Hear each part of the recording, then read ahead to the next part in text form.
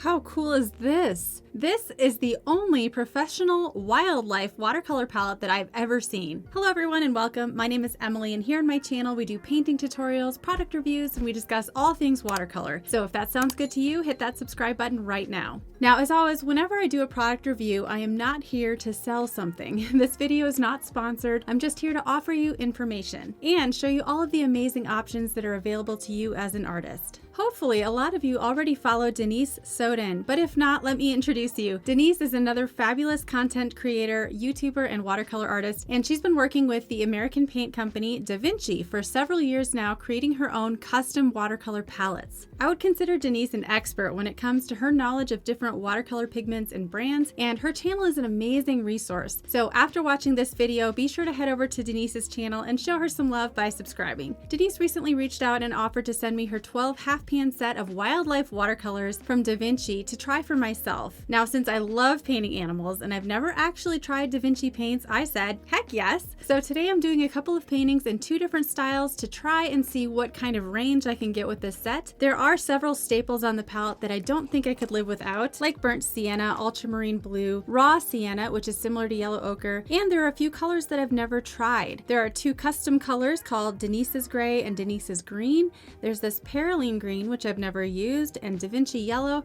And at a glance, this set has everything you need for painting the rich earth tones of wild creatures. It has a solid set of primaries, and although it does not have a warm primary red, I agree with her choice to leave that out because cadmium red light, for example, is something you're just not going to reach for very often when you're painting the tan, the brown, gray, black, and white colors that are so common in animals. Also, I'm not going to be swatching the set for you today because you can actually watch this video on Denise's channel after this and see her create some beautiful swatches of the paints. Today I'm diving right in with a little trio of safari animals. I wanted to represent a broad range of colors and textures, so I created this little illustration of a baby zebra, elephant, and giraffe, and I also wanted to try these paints using my more realistic style of painting with a focus on soft edges and subtle fur texture. So I did this other painting, a lion cub. All my reference photos are from Unsplash and Pixabay, by the way, so thank you to the photographers.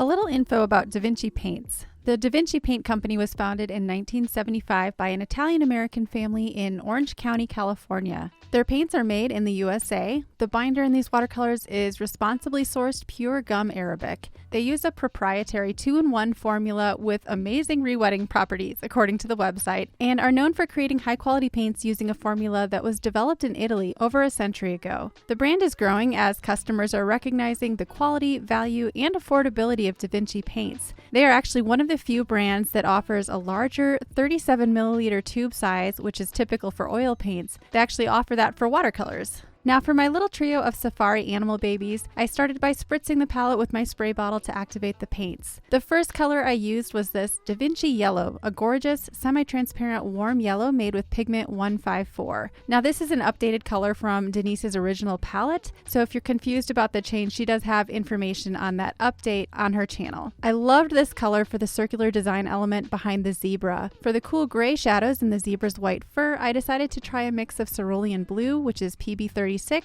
and Indian Red, PR101. It was a lovely mix and I really enjoyed the granulation created by the cerulean. Since cerulean is opaque and Indian Red is semi-opaque, I enjoyed these for the initial washes, but typically I do prefer more transparent colors for glazes, so I'm not sure I would use these colors for tons of layering. For the color block behind the yellow circle, I used Denise's Green, which is her version of Sap Green, a two-pigment semi-transparent mix of PY129 and PB60. It's a gorgeous green, one I could totally see myself using not only for wildlife, but also for landscapes and foliage and backgrounds.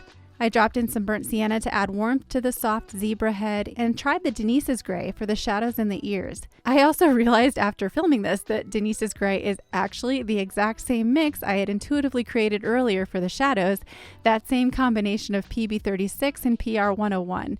It really is so lovely. To create an extra dark black for the stripes, I mixed a bunch of the darker colors together and was able to achieve a very strong black. For the baby elephant, I started with Wet on Wet, a wash of cerulean and ultramarine.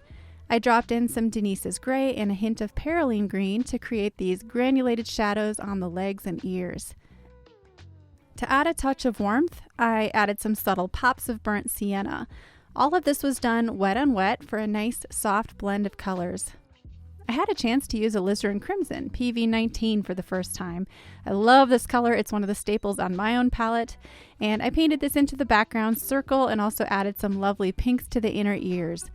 I wanted to have a strong common color used in all three paintings, so once again I grabbed the DaVinci yellow to complete the painting.